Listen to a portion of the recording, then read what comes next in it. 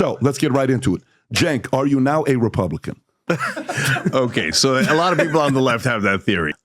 So look, I've been a populist all along, and what's fascinating to me is how much politics in America has changed. Those guys said crime is imaginary, and I said, no, crime is not imaginary. Crime is definitely real, and crime is going up. The MAGA base has changed. Okay, that doesn't mean they don't like Trump. It doesn't mean that they're not right wing. But there is a significant portion of the MAGA base now that is, in my opinion, right-wing populists who are actually anti-establishment, actually anti-corruption, actually anti-war. And what I'm trying to tell the left is take the win. Take the win. We've been standing opposed here for 20 years, trying to cut the Pentagon, trying to be anti-war, being getting money out of politics. If people say yes, for God's sake, that's our lost tribe. It's funny. I really think we were the first ones to invent the whole MAGA Cenk thing. Okay. And now everyone is doing it. Everyone's asking Cenk, have you become MAGA? Have you become a Republican? What is going on? And all I can say is I wish we got some of the credit for that. But no, in all seriousness, guys, today Cenk went on the PBD podcast and Cenk just straight up asked him, like, what's with this whole new act where you're trying to work with MAGA? You're saying actually they're not all bad people. Recently, Cenk went so far as to finally admit that Trump derangement syndrome may be a real thing. Cenk responds, we'll talk about it, react to it here today. So folks, do us a big favor. Make sure you hit that like button down below and subscribe if you are new. Why should you subscribe? Because as Cenk himself says, you gotta support independent media. The corporate media is bad. So true. I agree with Cenk on that. So true. Okay, so hit that red subscribe button. Help us get to 400K subs. And with that said, let's get right into this. Let's address if Cenk has gone MAGA. All right, here he is. So let's get right into it. Cenk, are you now a Republican? Okay, so a lot of people on the left have that theory. The definitive answer is no. So look, I've been a populist all along, and what's fascinating to me is how much politics in America has changed, because the left-wing populists, like the Bernie Sanders type of guys, have been standing a post waiting for our right flank to appear at some point, because giant things like getting money out of politics, you cannot do alone. The left wing can't do it alone. The right wing can't do it alone. The only way to fix it is an amendment, because you got to go above the Supreme Court. You need And by the way, that's totally true, right? You look at before Trump and maybe the Tea Party, there was no concept of populism back in the Republican Party. Okay, look at the GOP of 2003. It's funny. I look back as a young person. I'm 21 years old. I'm like, if I was 21 years old back in 2003, I don't know if I'd be into politics, but if I was, I definitely would not be a Republican. Maybe a libertarian, maybe even a Democrat. But it's like there is nothing from that old GOP really before Trump and maybe the Tea Party, I would say, that I frankly agree with or can find any relatability with whatsoever. So that's true. But now at the same time, I would argue there is not a lot of populist appetite in the Democrat Party. Okay, so, Cenk might have it. Maybe Bernie Sanders has it. But a lot of the other Democrat politicians want to be blanket shills for the establishment nowadays. And it's interesting how those politics have changed, right? 20 years ago, it was Republicans who loved the military-industrial complex. Now it's the Democrats. We'll get more into that in this video, but here's more of Cenk. Supreme Court, you need 3/4 of the states. So for me, I've always thought, if we don't get united, we're never going to beat the establishment. And the establishment has been my enemy forever and ever and ever. And I wish we had beaten them, through Bernie in 2016 or 2020. And I'm not saying that they're knocked out. I mean, the establishment is gigantic. They've got billions and trillions of dollars, and they're going to make a huge comeback in the 2028 primaries. But on the Republican side, they've largely been defeated. And so here's what my left-wing friends don't understand. They think you guys are all MAGA, and MAGA means it's a cult, and you're never going to disagree with Trump. You're never going to disagree with each other. And that you are like their father's Republicans, but you're not their father's Republicans. And so. Right. And coming from the people who, think Alan Lichtman is a esteemed professor who knows what he's talking about. J.N. Selzer's never wrong, but we're the cult, right? Our side, I've been trying to get them to realize that Joe Biden, Nancy Pelosi, all these folks that take the money, they're not on your side. They're on the establishment side, right? Correct. And Joe Biden was mentally sane. Like, he was doing okay. All right. He had no mental decline. That's the people calling us a cult. So Cenk is calling him out. Good for him. Because, And for you guys on the right, when I used to debate you, and I don't mean you guys in specific, I mean in general, all I would get is wall-to-wall talking points. Oh, Mitch McConnell knows what he's doing. Oh, John Cornyn is the best. Oh, George Bush, Dick Cheney, etc. And we've been around forever. We're the longest running show in internet history, right? We're the first YouTube partner channel ever. That makes me like the original YouTuber, right? Wow.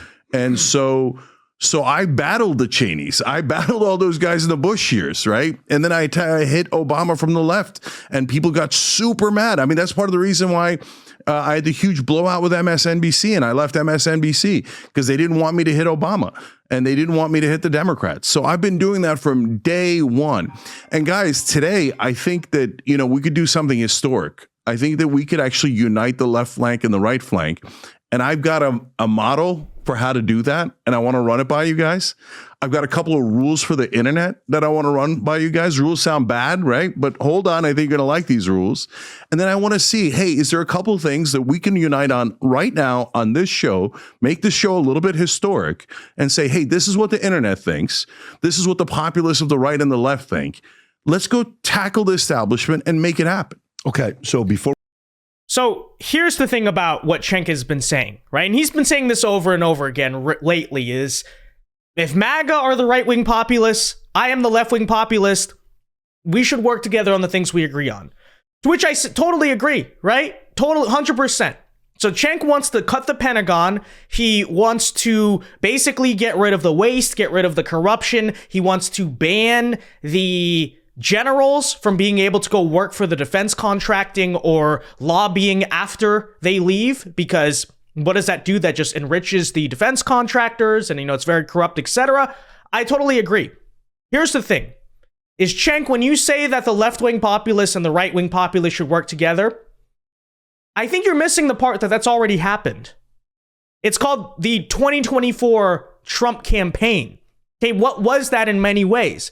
It was a lot of former Democrats, including Donald Trump himself, by the way, but former Democrats, people who some of the hardcore conservatives still were complaining like, oh, these are liberal people, but you totally missed what really happened there, as well as the Teamsters Union. How can we forget about that, right? Unions historically are more like left-wing on the economic front, right? Left-wing institutions. A lot of them this time around, like the Teamsters, sort of drifted in the direction of Trump.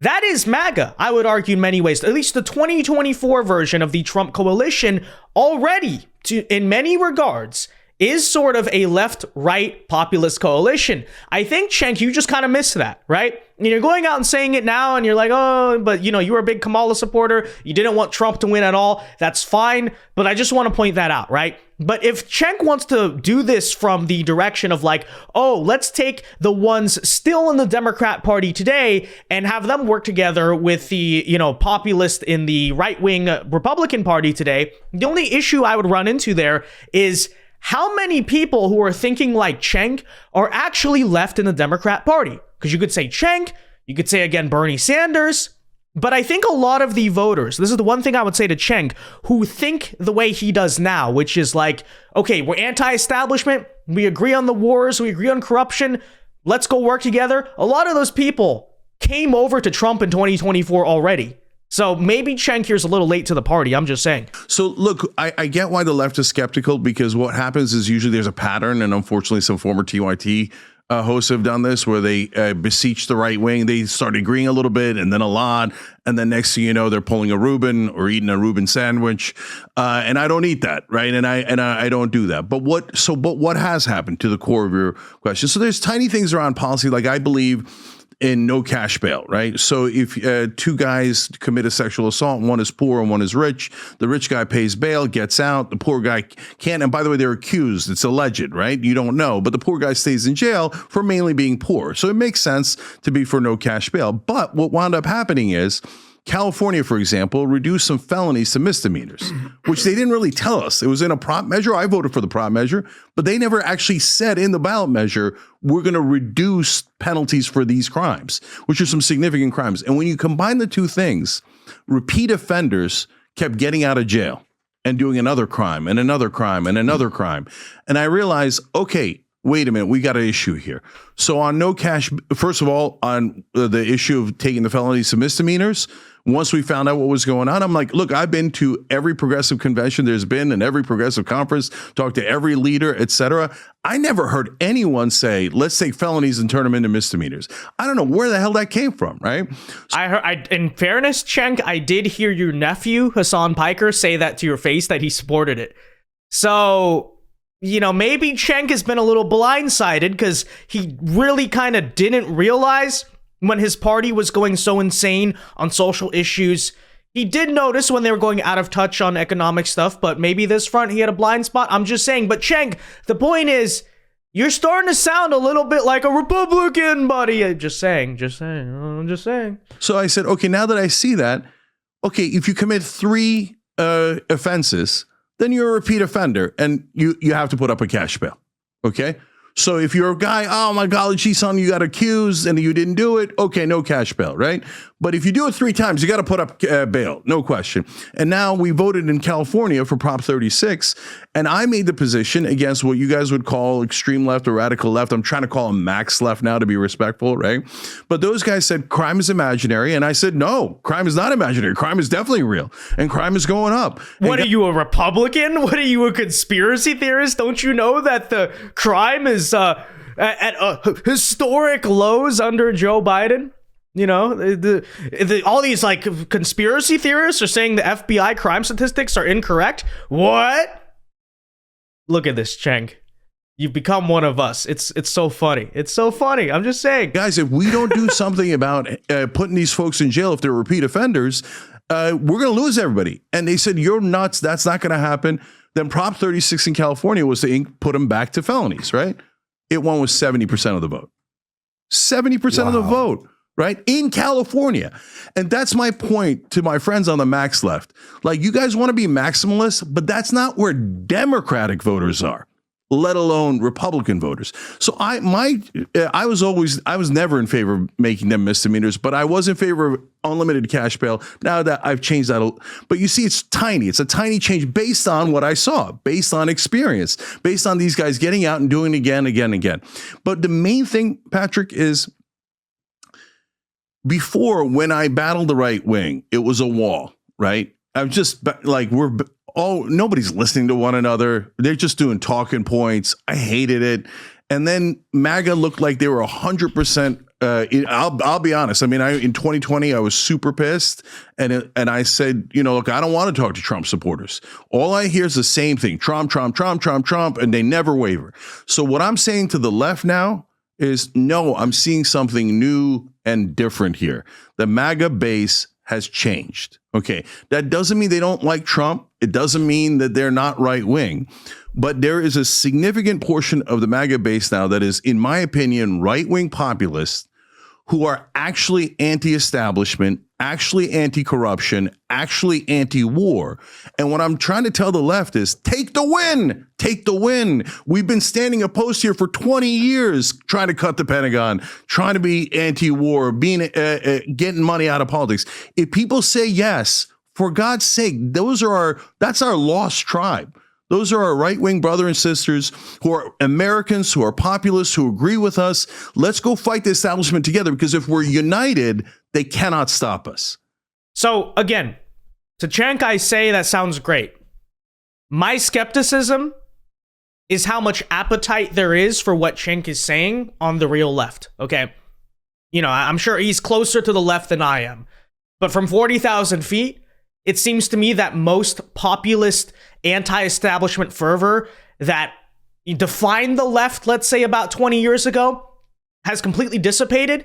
It's either given in and caved to the system, it's become MSNBC, or it has shifted over and is now a part of MAGA already, right? So that'd be my question to Cenk. But at the very least, if he is serious about this, okay, it's funny, they always talk about bipartisanship. And in DC, bipartisanship means Democrats and Republicans get together to decide how to screw the American people and enrich themselves, right? Bipartisanship always means like funding for Ukraine or some stupid nonsense. If he wants to get together and work with us on slashing funding for the Pentagon and a lot of the corruption there, etc., that's fine with me. Right? I don't know. I don't know, guys. Let me know what you think of the Cenk arc, okay? MAGA Cenk. Cenk is Cenking out on stream, guys. In the comment section down below, be sure to leave a like on this video, subscribe if you are new, and until next time, God bless and peace.